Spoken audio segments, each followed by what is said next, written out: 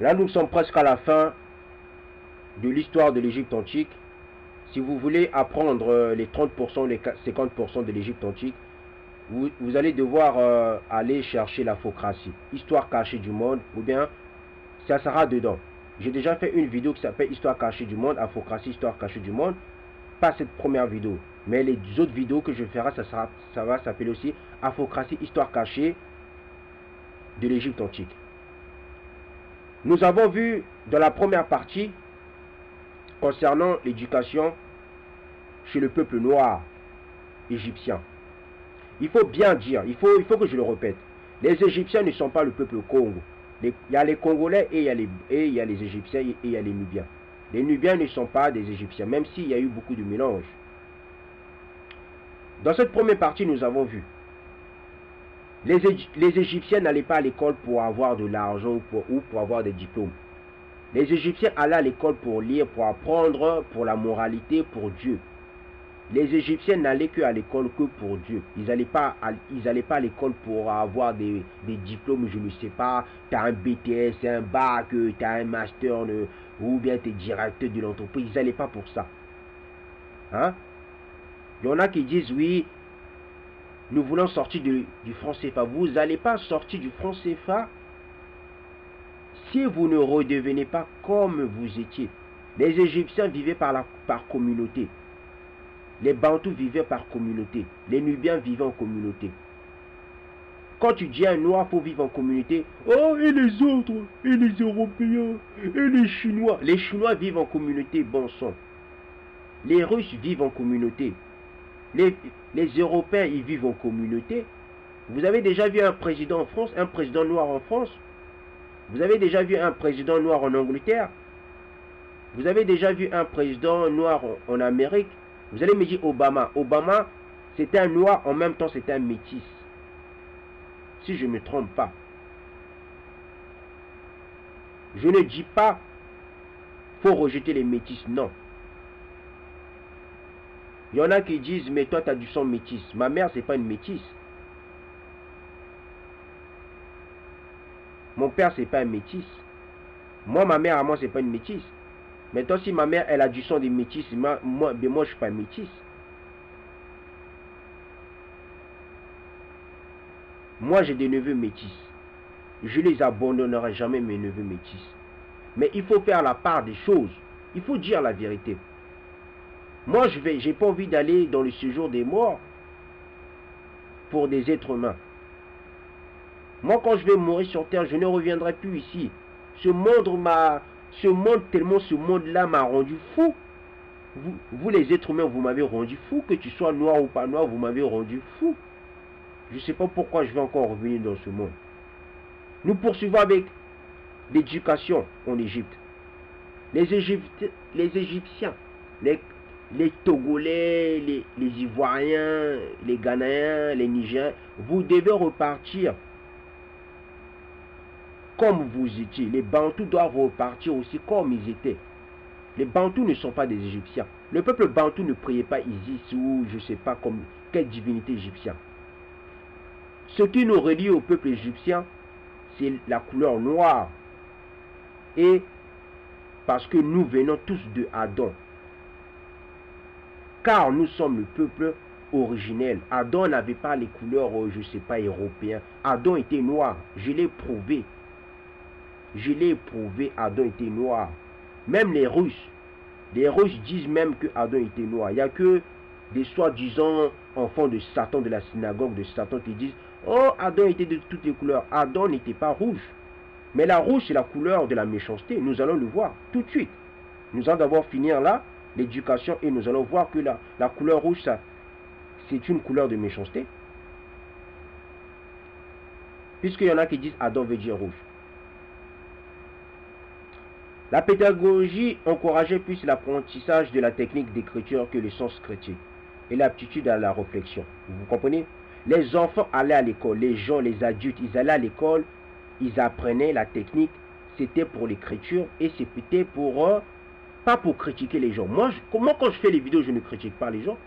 Moi, quand je disais à mon frère, à un de mes frères, je ne vais pas citer son nom, quand je lui disais, toi tu te moques des gens, ici on ne donne pas son avis. Ben oui, moi si je parle de Dieu, je ne vais pas donner mon avis. Mon avis à moi, ça ne sert pas à grand chose. Mon avis à moi, ça importe peu. Parce que je commence à donner mon avis. Mais ceux qui vont venir écouter mes vidéos, ils vont commencer à donner leur avis. Moi, je n'ai pas besoin des avis des autres. Moi, tant que je dis la vérité, les avis des autres, ça m'intéresse peu. Vous allez me dire, mais je suis arrogant, je parle mal. Non, c'est la vérité. Tant que la vérité, elle est là. Et les avis des autres, ça m'importe peu. La vérité reste la vérité. Point barre. J'espère qu'on est sur la même longueur d'onde. L'école servait à connaître Dieu, à respecter la maths chez les Égyptiens. Chez le peuple bantou, c'était pareil. Les bantous allaient à l'école, ce n'était pas pour avoir des diplômes. C'était pour connaître Dieu. D'accord? Je vous ai dit, nous sommes dans le temps de la fin. Vous aimez, vous n'aimez pas. Les minorités vont se réveiller. Les majorités, vous irez tous dans le séjour des morts. Il n'y a pas de problème en ça. Si vous croyez que je suis un émotionnel, je peux être émotionnel, mais j'ai des limites. Mon émotion a des limites. Celui qui dépasse des émotions, celui qui est trop émotif, il est anormal dans sa réflexion. Vous voyez, l'école chez les Égyptiens, ça servait à réfléchir. C'est pour ça quand je fais mes vidéos, je dis toujours, nous sommes dans l'école de vie. Je suis là pour vous faire réfléchir. Je ne suis pas votre enseignant. Je ne suis pas un enseignant. Il faut faire la part des choses. Il y en a qui disent je suis le seul enseignant. Ça ne fait rien, tu es le seul enseignant. Moi, je ne suis pas un enseignant. Moi, mes vidéos, c'est pour vous faire réfléchir. C'est pour choisir le bien ou le mal. C'est la vérité qui juge. Maintenant, si les autres ils disent ouais, moi je connais tout, peu importe, ça c'est leur problème. Et c'est le premier de mes soucis, d'accord? Après une solide expérience de l'écriture, l'élève pouvait utiliser des papyrus à la place des tablettes de calcaire ou de bois. Les langues étrangères ne devaient pas faire partie des programmes des écoles. Vous voyez? Les Égyptiens ne parlaient pas le bantou. Hein? Ils ne parlaient pas le kikongo, ils ne parlaient pas les autres langues. Les Égyptiens parlaient leur langue. En Afrique, on voit il y a des gens qui parlent français. Au Cameroun, il y en a qui parlent anglais-français. Les Africains, ils parlent les langues étrangères. Ça aussi, c'est pour vous dominer. Quand un peuple parle la langue étrangère, il est dominé. Vous comprenez? Tout ce que je dis, vous n'avez pas besoin d'aller lire vos soi-disant maîtres panafricains, entre guillemets. Votre pourriture de prof là. Tout ce que je dis, normalement, ça doit réveiller même 90% des Égyptiens. Ou bien 70% des Égyptiens. Tout ce que je dis. Parce que c'est votre histoire. Je ne suis pas allé écrire un livre, je ne sais pas d'où ça sort. Parce qu'il y a des soi-disant enseignants panafricains, ils écrivent des livres, on ne sait même pas d'où ça sort. Moi, tout ce que je dis, vous pouvez aller les trouver dans les musées. Les musées du Louvre, de Turin, de l'Allemagne, des États-Unis, ainsi de suite. Les langues étrangères ne devaient pas faire partie des programmes des écoles. Vous comprenez? Les Égyptiens ne parlaient pas des langues étrangères.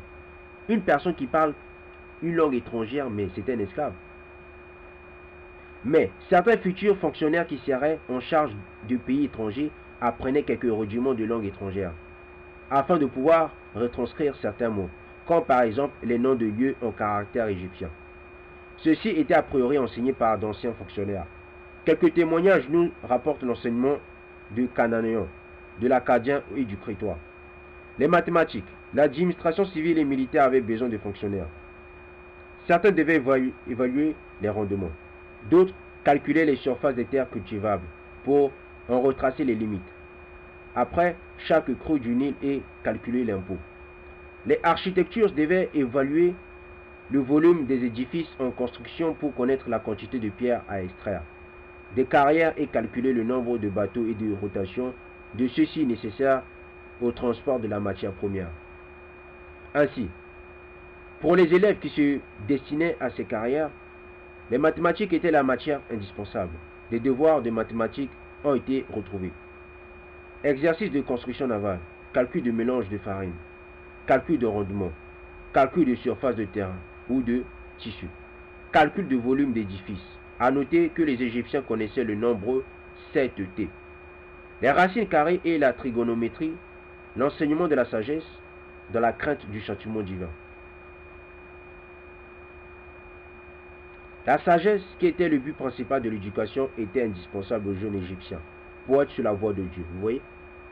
La sagesse, c'était l'éducation, c'était le but principal. Une personne égyptienne, un Égyptien allait à l'école, c'était pour, même hormis les apprendre les maths, tout ce que vous voulez, le but d'un Égyptien, c'était apprendre la sagesse.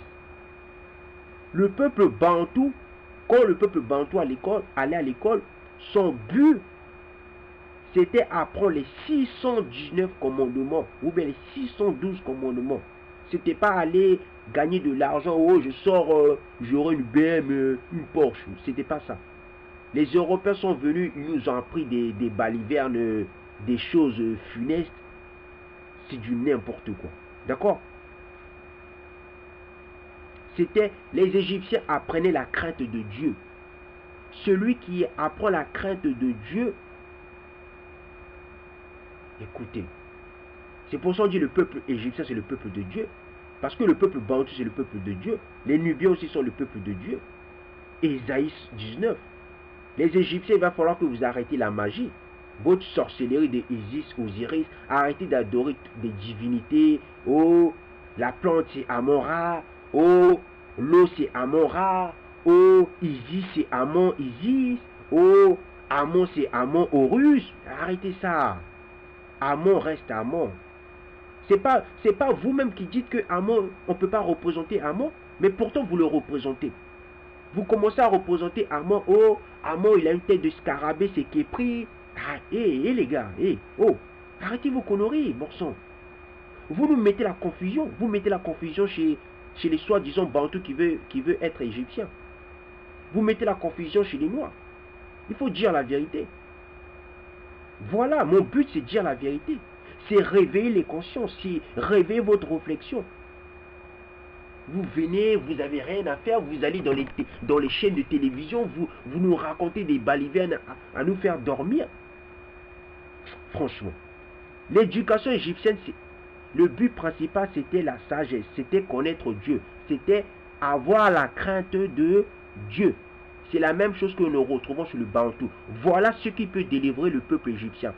Et les deux vidéos que je parle, quand je parle de l'éducation des enfants, ces deux vidéos doivent obligatoirement délivrer normalement 70% des Égyptiens. Vous le voulez ou pas, dans 10 ans, vous allez revenir écouter mes vidéos. Parce que ces deux vidéos que je fais, normalement, ça doit délivrer le peuple égyptien. À moins que vous avez des problèmes tordus dans la tête. J'espère que je ne suis pas arrogant. J'espère que je le fais avec un discours modeste. Parce que je pouvais commencer à m'enflammer comme le feu. Mais je reste intact. Cette sagesse ou cette morale lui était enseignée, le général Ptolémée a écrit un traité de trigonométrie, l'Almogeste, par son père et les scribes de l'école, en suivant des règles qui pouvaient avoir été écrites 2000 ans auparavant par des sages ou des pharaons. Sagesse d'Ani, page 142. Certains de ces textes étaient proposés en exercice d'écriture ou de récitation. Voici quelques exemples de passages évoquant la sagesse. Les préceptes de Gagémie. 2700 avant ce Jésus-Christ blanc. On sait tous que le Jésus-Christ noir n'est pas venu il y a, je ne sais pas, 2700. Le Jésus-Christ noir, il est venu, je ne sais pas, il y a plus de 3000 ans. Ne sois pas orgueilleux de la puissance de ton savoir, car on ne sait pas quel événement Dieu suscite quand il punit. L'enseignement du roi Mérécaré, 12e dynastie, 2000 ans avant ce Jésus-Christ blanc avec des longs cheveux. Cette femme-là, ce homo-là, ce homo néandertal, agis pour Dieu afin qu'il te rende la même chose. Occupe-toi des hommes, qui soient le troupeau de Dieu, qui soient issus de sa chair, qui sont à son image. C'est à leur narine qu'il a donné le souffle de la vie. Dans les premières lignes de la Bible chrétienne, Genèse 1, 27, cette idée y est reprise. Dieu créa l'homme à son image. Les maximes d'Ani sont une série de textes qui illustrent parfaitement la doctrine que doit suivre le jeune Égyptien. Il y en a qui vont bientôt dire « Oh, ça là, c'est une preuve que ça vient des Égyptiens. » Ça ne vient pas des Égyptiens. Même Todd, celui qui a créé les hiéroglyphes, lui-même il dit la spiritualité égyptienne à l'origine vient même du peuple élu. Todd avoue qu'il y a un peuple loup. Il n'y a que les soi-disant enfants de malédiction à l'heure actuelle qui s'appellent les panafricains, qui connaissent tout. Des bandes d'enfants de malédiction qui disent oh, il n'y a pas de peuple loup. Il n'y a que des maudits pour mentir. Une personne qui est bénie ne va pas mentir. Puisque celui qui est béni dit la vérité. Celui qui est béni dit que du bien. Mais il n'y a que des enfants de malédiction qui sont là pour maudire et pour mentir.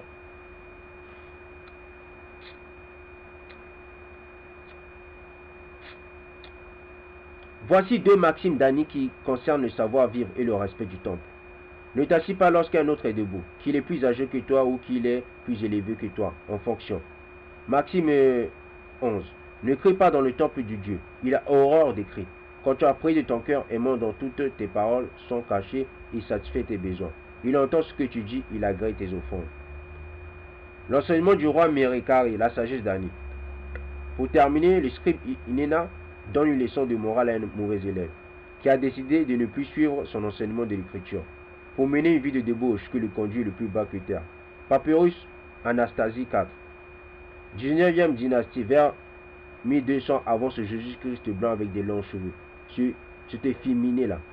À un mauvais élève, on m'apprend que tu as abandonné l'écriture et que tu vis dans un tourbillon de plaisir. Tu vas de rue en rue, l'odeur de la bière demeurant partout où tu es passé. Or, la bière t'écarte de la condition humaine et fait que ton âme divague. Vous voyez? À force de beaucoup boire la bière, ton âme, ça divague. Les Égyptiens ne buvaient pas beaucoup de bière. Une personne qui buvait beaucoup de bière, au temps des Égyptiens, c'était un voyou. Quand vous sortez ici en Europe, la majorité des gens qui boivent beaucoup de bière dans des ngadas, dans des endroits là, ce sont les Noirs. Les Noirs, ils aiment beaucoup boire de bière. Parce que vous êtes des esclaves. Vous avez le syndrome de l'esclavage. Or, la bière t'écarte de la condition humaine. Tu es comme un aviron faussé dans une barque qui n'obéit d'aucun côté. Tu es comme un naot vide de son Dieu, comme une maison vide de pain. On t'a trouvé sautant le mur, ayant brisé tes entraves. Les gens te fuyant car tu leur as infligé des blessures. Si tu savais que le vin est une abomination, tu te détourneras de la liqueur de grenade. Tu ne placerais pas de gobelet devant toi et oublierais la bière en talca. On t'a appris à chanter au son du pipeau, à siffler au son de la flûte, à psalmodier au son de la lyre et à chanter au son du luth. Assis dans les endroits publics, entouré de prostituées, au debout à faire des bons buvants. Une autre fois, tu es assis devant la jeune fille, ruisselant d'huile cosmétique, un collier de myosoti au cou, jouant du tambour sur ta poitrine. Mais tu as titubé. Te voilà tombé sur le ventre et tout fariné de poussière. Nous allons maintenant parler des punitions. Le peuple égyptien. Il n'y a pas d'éducation sans punition. Vous comprenez? Et il n'y a pas d'éducation sans punition. Un père qui ne punit pas son enfant, c'est un mauvais parent. Une mère qui ne punit pas ses enfants, c'est une méchante femme. Le mot sbez veut dire enseigner, correspond au hiéroglyphe J1. Ce signe peut être traduit par battre avec la main droite, mais aussi par enseigner. Une des devises de l'éducation égyptienne était un enfant à son oreille sur le dos, il faut le battre pour qu'il entende. Beaucoup de leçons commençaient par la formule, les enseignants du scribe.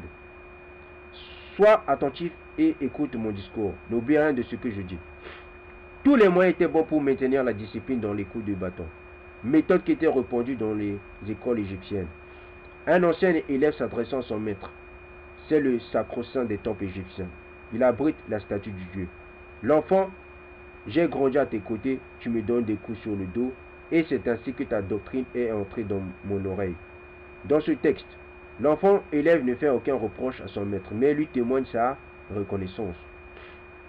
Un autre texte du papyrus Anastasie, Y, un enseignement évoque son enfance à un de ses élèves. Regarde-moi bien, lorsque j'avais ton âge, j'étais enfermé dans un bâton. C'est le bâton qui m'a apprivoisé. Je suis resté ainsi 3 mois, ligoté sur le sol du temple, tandis que mes parents étaient à la campagne avec mes frères et mes sœurs. Le bâton ne m'a quitté qu'au moment où ma main est devenue habile. Quand j'ai surpassé celui qui m'avait précédé, quand je me suis trouvé en tête de mes camarades, ayant triomphé d'eux par la qualité de mes écritures. Des textes affirment que certains élèves paresseux ou indisciplinés avaient les pieds emprisonnés. dans un instrument de bois et devait écrire à longueur de journée dans cette position inconfortable.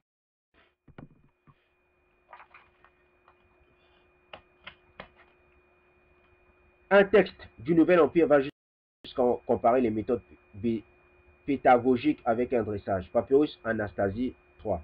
On apprend la danse à un singe, on dresse les chevaux, on saisit un faucon par les ailes. Je finirai bien par faire de toi un homme, vilain garçon. Si nous comparons les deux textes distants de 1400, donnant des conseils à l'enseignant, nous voyons que les méthodes restaient inchangées. Un texte de Ptah Hotep, 2500 avant Jésus-Christ, hein, avant ce Jésus-Christ efféminé là, ce faux Jésus-Christ. Tu dois punir immédiatement.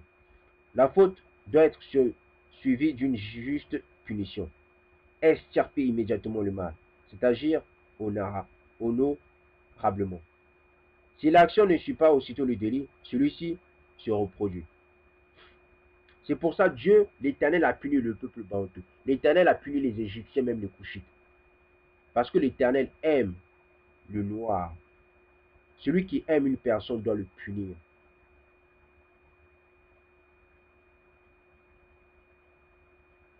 C'est en punissant une personne qu'on enlève ce qu'il a fait de méchant. C'est pour ça, si l'action ne suit pas aussitôt le délit, celui-ci va se reproduire. 1400 ans plus tard, un texte de Papyrus, un Saiger, reprend la même idée. Ne médite pas trop longtemps sur la punition. Ne remets pas à plus tard ce que tu dois entreprendre aussitôt. Ne donne pas de coups pour des fautes passées. Une punition effectuée dans l'immédiat vaut mieux qu'une punition sévère mais tardive. Ce passage n'est pas sans nous rappeler le dicton « Ne remets pas au lendemain ce que tu ne peux faire le jour même ». Les Égyptiens ont créé leur système pédagogique sans aucun modèle. Pendant plus de 3000 ans, le système éducatif n'a que très peu évolué, témoignant du poids des traditions. Le service militaire, à l'époque de l'Ancien Empire. Le pouvoir militaire recrutait des forces des soldats quand il y avait un danger imminent. Sous le Nouvel Empire s'organisait une armée de métier. De ce fait, le service militaire n'était pas obligatoire pour le jeune Égyptien.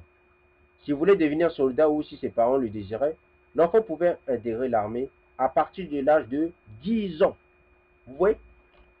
C'est ça, l'Égypte doit repartir dans ce qu'il était en fin de compte. Quand l'Égypte, je ne vous parle pas de la magie. Hein? Moi, je suis contre la magie, la sorcellerie. Il y en a qui vont venir parler, oh la magie Isis. Moi, j'ai failli mourir. D'accord? Toi, si tu n'as jamais failli mourir, ça c'est ton problème. Moi, j'ai failli mourir. Donc la magie, la sorcellerie, je ne parle pas de ça. On levait la magie égyptienne, on levait la sorcellerie égyptienne. Faites de la médecine naturelle. Faites des cultes à Dieu naturellement. Pas avec des divinités, on ne sait plus qui est Dieu. Amon-Ra, on trouve Amon-Ra dans Osiris, on trouve Amon-Ra dans toutes les divinités. C'est du paganisme, c'est de la confusion, c'est du mélange. Ça s'appelle de la prostitution. C'est pour ça que le peuple noir n'arrive plus à rien faire. Oh, les Européens venus nous aider, comme des bons enfants mal éduqués. N'importe quoi. À l'âge de 10 ans, tu pouvais être un militaire. Certains textes précisent qu'un enfant qui avait atteint la taille de 2 coudées de haut, soit 1 mètre, pouvait prétendre à un enseignement militaire. Il pouvait également rejoindre les rangs de l'armée après avoir appris l'écriture et la lecture. D'ailleurs, certains exercices d'écriture destinés aux adolescents vantaient la vie du militaire. Certains, selon la volonté de leurs parents, étaient enrôlés de force dans l'armée égyptienne et se retrouvaient enfermés à la caserne. Les coups de bâton étaient également la punition du soldat. L'armée pouvait être une occasion d'apprendre la navigation aux jeunes Égyptiens, avec la marine à voile qui était connue depuis la fin du 4e millénaire. Vous comprenez? La marine ne vient pas des Européens. Les Égyptiens connaissaient déjà la marine. La marine vient de l'Égypte antique. Les gens qui disent, oh, je viens de la marine, mais ça vient de l'Égypte antique. Nous savons peu de choses sur les simples soldats qui n'avaient pas les moyens de se faire construire et décorer un gros tombeau dans les grands officiers. Pour devenir officier, l'élève devait avoir fréquenté les écoles supérieures et s'être fait remarquer par ses maîtres et par les chefs de l'armée égyptienne. Les loisirs. À côté de cette éducation très rigide, les enfants de tous les âges avaient quand même une grande partie de leur temps consacrée aux jeux et au sport.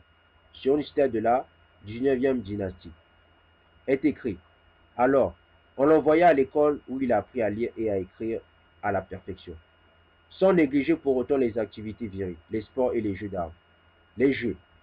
Les Égyptiens petits et grands ont toujours aimé les jeux, quelques scènes de jeux d'enfants avec leurs légendes. Des textes de règles de jeux et même certains jeux ont été retrouvés toujours parmi le mobilier et la décoration funéraire de l'Ancien et du Moyen Empire. Jeux de force des garçons. Temple de Méra, Nouvel Empire, qui est une sorte de concours de lutte en équipe. Les garçons devaient se partager en deux camps. Dans chaque camp, chaque joueur noue ses bras autour du corps du camarade qui le précède. Les deux premiers de chaque camp s'affrontent, pied contre pied, entrecroisent les mains, s'efforcent mutuellement de se faire tomber. Ceux qui sont à l'arrière encouragent leur chef de file. Ton bras est plus fort que lui. Beaucoup ne lâchent pas. Les autres répondent, le camp est plus fort que toi. Empare-toi de camarades. Un autre jeu tombe de Ta-Hotep, 5e dynastie, nommé le jeu du chevreau à terre, est une sorte de saut d'obstacle. Deux garçons s'assoient par terre l'un en face de l'autre, les bras et les jambes tendus, les doigts de la main bien écartés, le talon gauche sur la pointe du talon droit. Ils forment l'obstacle que les autres doivent sauter sans se faire prendre.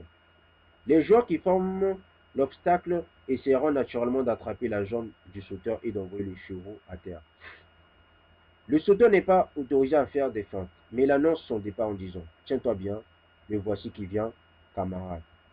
Il existe aussi des courses de vitesse en marchant sur les genoux et des concours de javelot, avec des cibles dessinées sur le sol appelées lanciers pour ces chenous.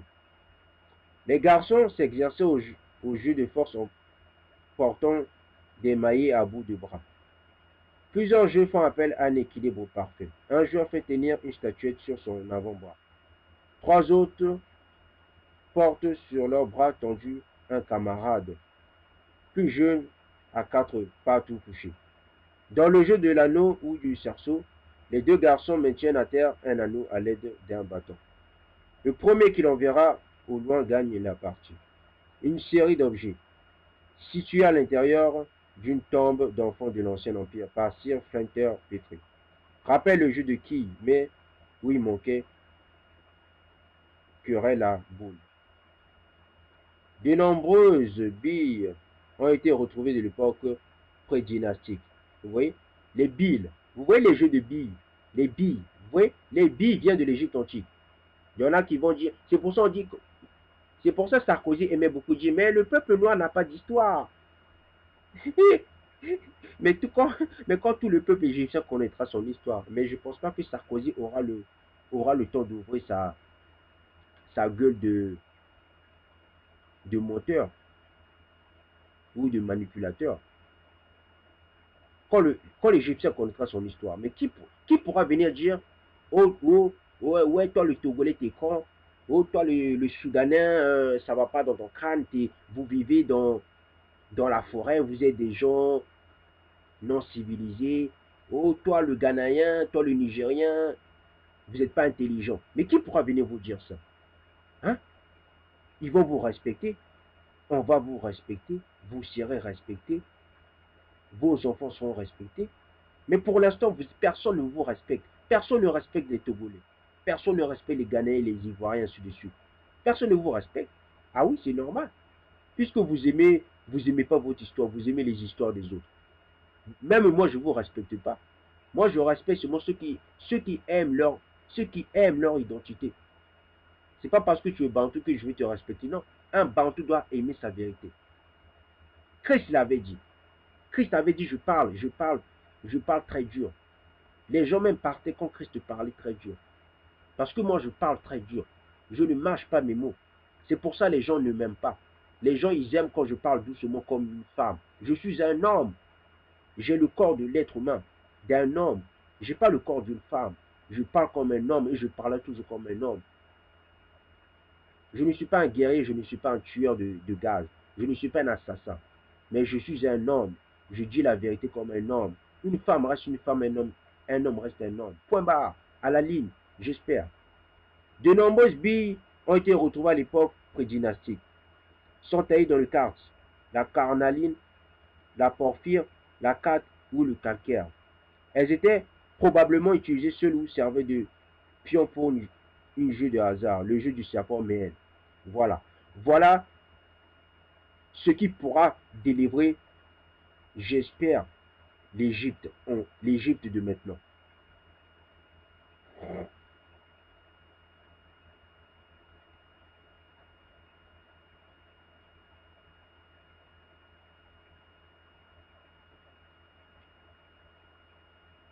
Ah,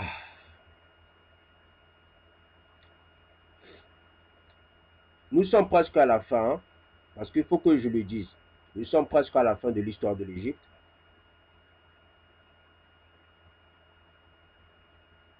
Nous avons presque tout touché concernant l'Égypte antique.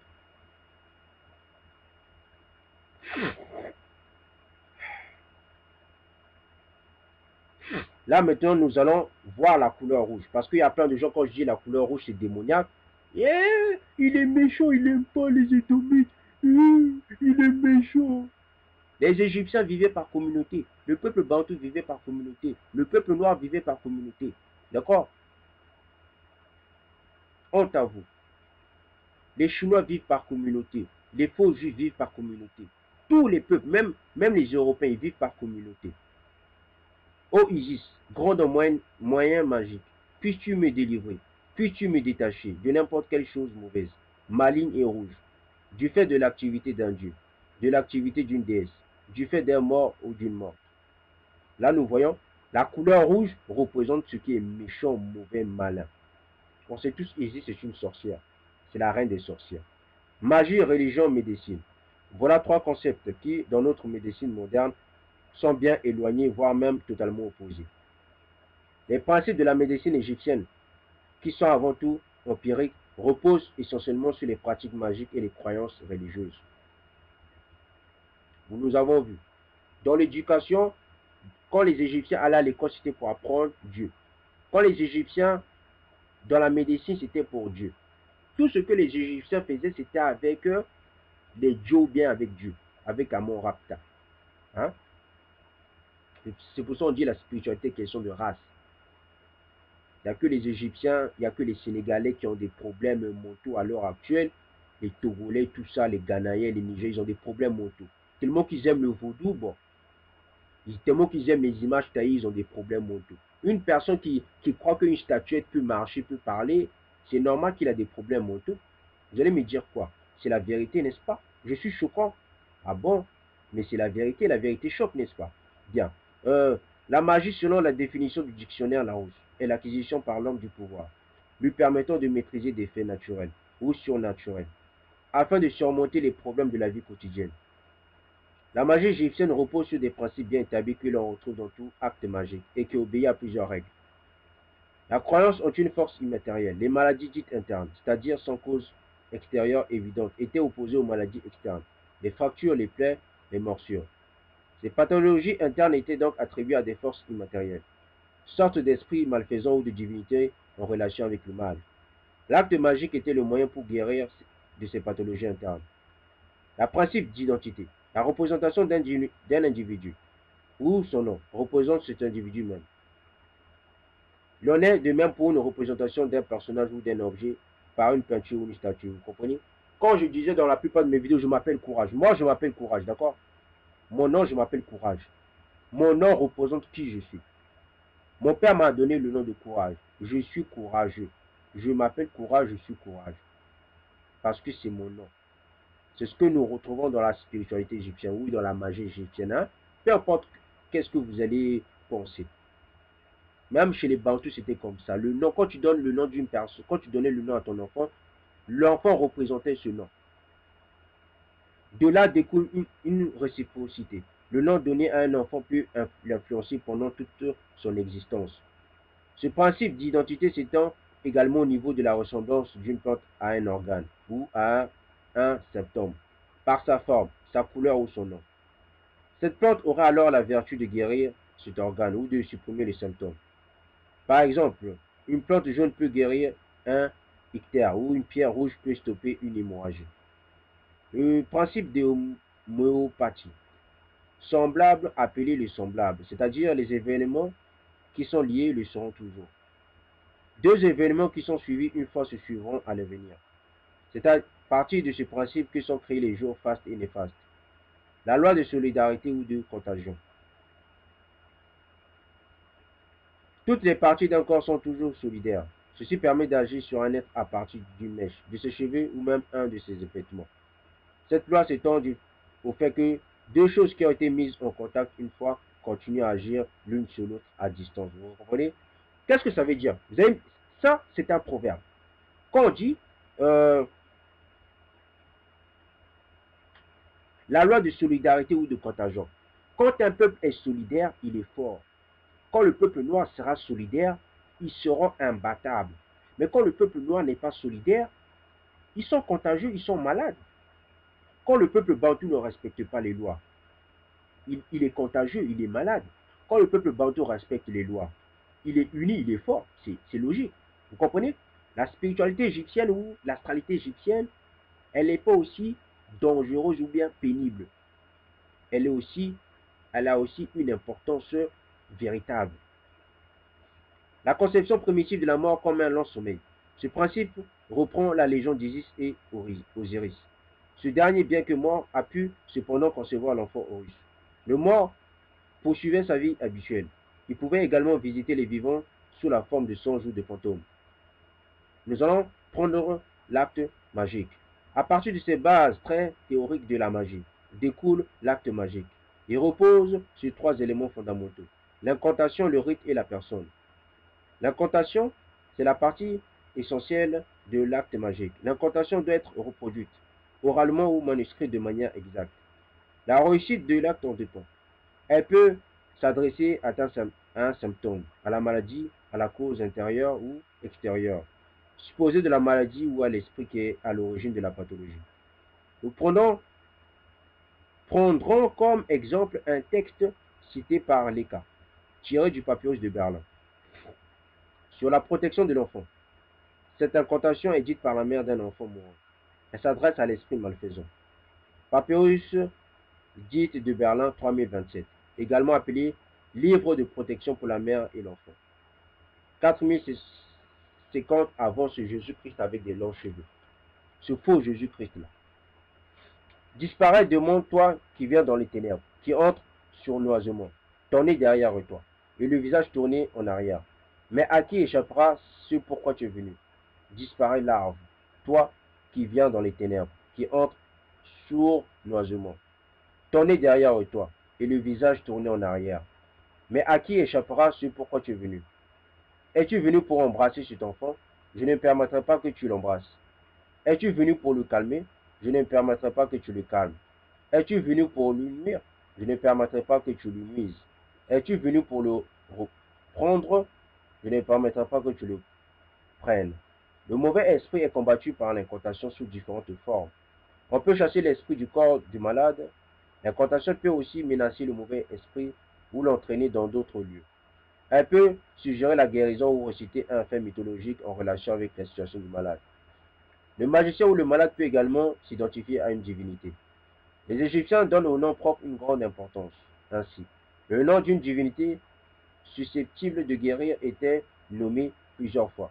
D'autre part, le principe de ne pas nommer l'esprit malin était une façon de combattre l'âme de la maladie, comme le fait de marteler le nom d'un pharaon sur un bas-relief était le moyen de supprimer l'âme du personnage.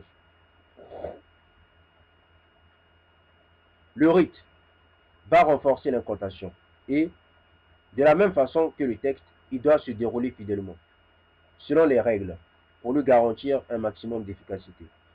Il détermine qui doit être récitant, comme doit être dite l'incantation, où doit se passer l'acte magique et quel objet doit être utilisé. Le récitant peut donc être soit le malade, le médecin ou un prêtre.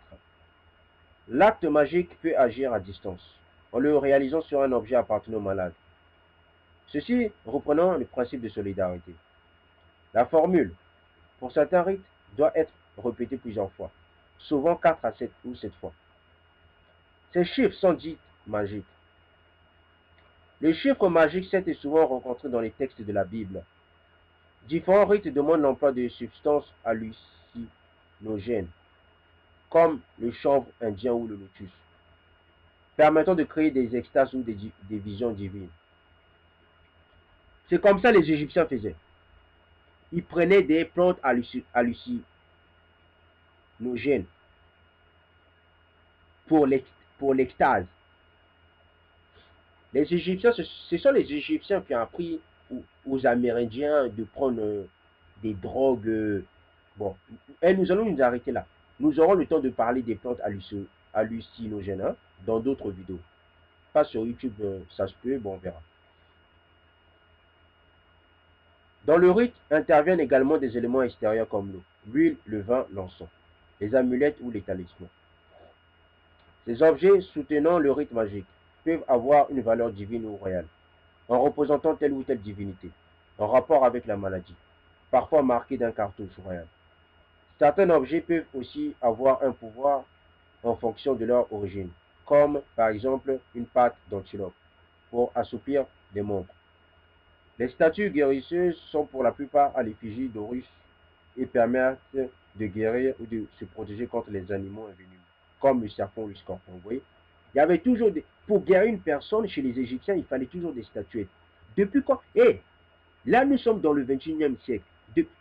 Dites-moi, comment toi tu crées, toi qui façonnes une statuette, tu vas dire c'est la statuette qui va te guérir. Oh, les Égyptiens, qu'est-ce que vous avez? Vous avez des problèmes mentaux, vous avez des troubles mentaux. Soyons sérieux, c'est pas une insulte, c'est véridique. C'est comme si moi je fabrique un ordinateur. L'ordinateur que j'utilise, je vais dire, ah, c'est l'ordinateur qui est mon créateur. C'est l'ordinateur qui va me guérir. C'est ça l'Égyptien, c'est ça je dis aux Égyptiens. Il faut sortir du vaudou, des images taillées. Oh, je fais le vaudou. Dans le vaudou, ce sont les images qui vont me guérir. Depuis quand des statuettes parlent? Depuis quand les statuettes bougent? Depuis quand? À moins que dans votre tête, vous avez des problèmes mentaux. À moins que il va falloir que votre femme commence à vous éduquer. Parce que c'est une femme qui éduque un enfant ou bien un homme. N'importe quoi. Bon, on poursuit. Les nœuds sur une corde peuvent aussi avoir leur signification. Ils éloignent un esprit mauvais ou arrêtent un processus pathologique. L'eau est très utilisée dans les rites magiques. Souvent, l'eau du Nil, symbole de vie, est utilisée. Elle doit être versée sur les hiéroglyphes d'une stèle afin qu'on puisse toutes les vertus magiques. L'eau, pour certains rites, sert à diluer un morceau de papyrus sur lequel la formule magique était inscrite. La personne. Elle peut être prêtre de temple, médecin ou encore magicien. Les magiciens étaient choisis dès leur naissance, voire même avant. Ils étaient désignés par leur ascendance ou à la suite de songes ou de phénomènes extraordinaires.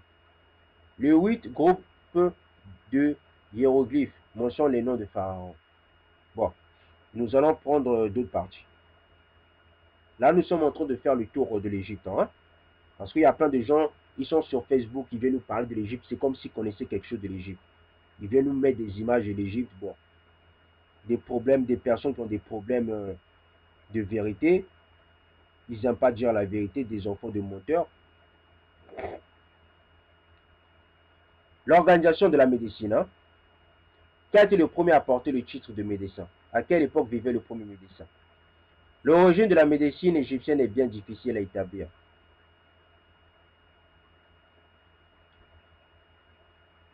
À partir du Nouvel Empire, mais surtout sous les Ptolémées, Imhotep est assimilé à la médecine, sans pour autant connaître l'origine de cette association.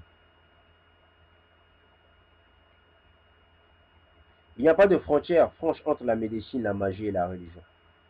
Les premiers médecins devaient être des prêtres, spécialisés dans des cures thérapeutiques des maisons de vie, appelés le clergé WAP. Ils étaient l'intermédiaire entre les divinités et les passions. Et ils devaient protéger les dieux et les pharaons des mauvais esprits. Au fil du temps, les prêtres ont pu acquérir des connaissances scientifiques et ainsi pratiquer une médecine mixte.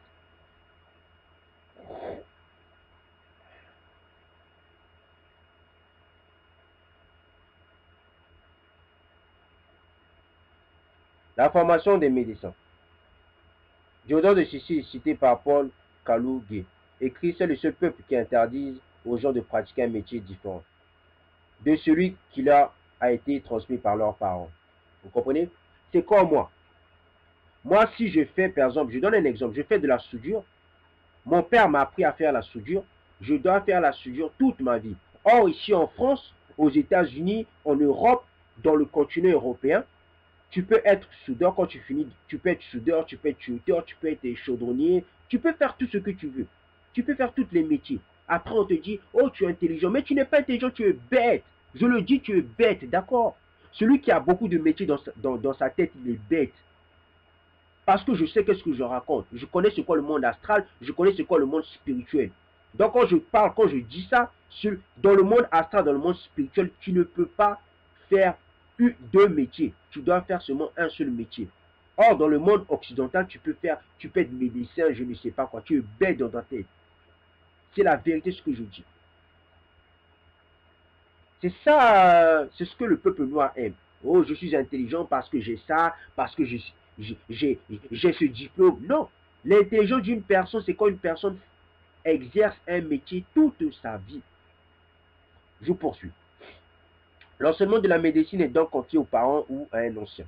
Les futurs médecins fréquentaient les maisons de vie attachées au temple, qui n'étaient pas véritablement des écoles, mais plutôt des scriptoriums. Ces sanctuaires réunissaient ainsi bien des prêtres, des savants, des médecins qui venaient étudier et copier les écrits conservés dans ces établissements. Moi, j'ai des écrits conservés. Les écrits conservés, ce sont des ensembles de connaissances que j'ai apprises. Et je ne vais pas vous les donner parce que vous n'avez pas besoin de ça. Tout ce que vous avez besoin, j'ai fait des vidéos. Comme le mentionne une stèle retrouvée à Abydos, Ramsès IV s'y rendait pour étudier ses écrits, afin d'y découvrir le secret des dieux. Les hiérarchies des médecins. Les médecins font partie d'une certaine élite de la société au même rang que les chefs militaires. Les prêtres, les responsables des mines, de l'agriculture, les greniers publics. Ces fonctionnaires titrés sont organisés selon un ordre hiérarchique. Médecins en chef du sud et du nord, médecin inspecteur, chef des médecins, médecin en chef. Au sein du palais existait également une hiérarchie. Doyen des médecins royaux, inspecteur des médecins royaux, chef des médecins royaux, médecin de la cour au médecin royal. Il était chargé de soigner le roi, l'épouse royale et les concubines du roi, les enfants royaux et tout le personnel de la grande maison, le palais royal. Cette hiérarchie a été simplifiée à partir du Nouvel Empire. Le praticien touchait une rémunération fixe comme tout fonctionnaire, sous la forme de nourriture ou de vêtements. Mais certains médecins royaux semblaient avantagés et recevaient des biens précieux d'un notable ou du roi. D'autres médecins, appelés médecins magiciens ou médecins prêtres, ont pour fonction de contrôler les animaux destinés au sacrifice ou à l'alimentation, de vérifier les embaumements ou d'accompagner l'armée en campagne. Les Égyptiens avaient des médecins spécialisés dans les soins des ouvriers victimes d'accidents sur le chantier des temples et des tombes. Dans la tombe de l'architecte Hippi, époque ramséide, on peut observer une scène peinte sur un des murs, montrant un médecin réduisant une luxation d'épaule sur un chantier de construction d'un tombeau, ainsi qu'un autre médecin enlevant un corps étranger de l'œil d'un tailleur de pierre. De même, un travailleur victime d'un accident du travail pouvait bénéficier d'une pension d'invalidité. Papyrus Anastasie IV. Diodore de Sicile, politique 3.10, nous apprend qu'il existe un contrôle de l'exercice des médecins. Les médecins égyptiens établissent le traitement des malades d'après des préceptes écrits. Si, en suivant les préceptes du livre sacré, ils ne parviennent pas à sauver le malade, ils sont déclarés innocents et exempts de tout reproche. Si, au contraire, ils agissent contrairement aux préceptes écrits, ils peuvent être accusés et condamnés à mort. Les médecins se devait de suivre tous les conseils donnés par les écrits médicaux, mais sans pour autant garantir la guérison. C'est déjà le principe d'obligation de moyens, mais pas de résultats. Les spécialistes médicaux. En plus de ces catégories administratives, les médecins sont plus ou moins spécialisés. Hérodote écrit à leur propos sur les Ptolémées, la médecine est divisée en spécialités. Chaque médecin soigne une maladie et une seule. Vous comprenez?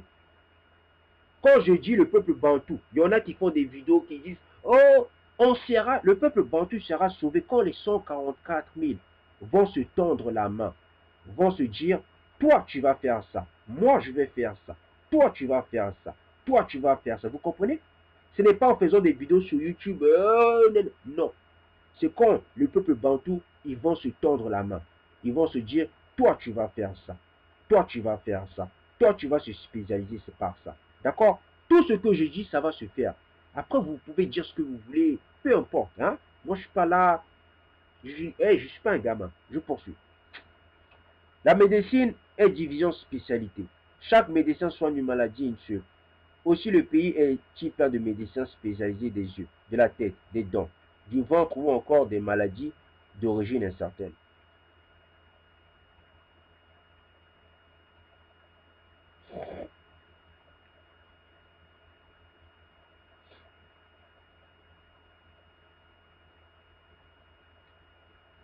La médecine destinée aux enfants semble à la fois faire plus particulièrement appel à la magie, tout en utilisant des modes d'administration de remèdes plus spécifiques, galéniques adaptés à l'enfant. Nous l'avons vu, hein? J'ai fait des vidéos sur l'enfant, hein? Sur la grossesse de l'enfant, ainsi de suite. Vous pouvez aller, de toute façon, je sais qu'il y aura plein de gens qui vont aimer les vidéos de l'Égypte antique. Nous sommes dans un temps où le peuple noir aime beaucoup l'Égypte antique. Donc, il y aura plein qui vont écouter ces vidéos. Parce que vous êtes des fanatiques, hein? Des fanatiques. Bien. Vous êtes des idolâtres, donc vous aimez bien vous aimez les idoles, les images. Après, il y aura le peuple bantou qui va dire, mais, et nous, il est où notre histoire? Notre histoire, c'est la Bible. Ce sont les livres apocryphes. Ça, c'est notre histoire. Il y en a qui disent que la Bible, c'est faux. Moi, je sais qu'est-ce que je raconte. Je peux encore prouver que la Bible, c'est vrai. Prenez seulement la science. Celui qui connaît la science. Tu prends la science, tu prends la Bible, tu lis la science, tu lis la Bible, tu vas voir que la Bible est vraie. Il n'y a que des gens qui sont des gens qui prennent du champ, des métis là comme Bilali. Bilali, ce petit drogué là, ce petit métis de drogué, se prend pour un Égyptien. Toi, tu es un métis. J'ai des neveux métis. Mes neveux métis ne sont pas comme toi. Ils respectent leurs tontons, ils respectent leurs parents, mais toi, tu es un menteur. Tu te prends pour un Égyptien, même si tu es métis, même si tes parents sont noirs, mais tu dois respecter la vérité.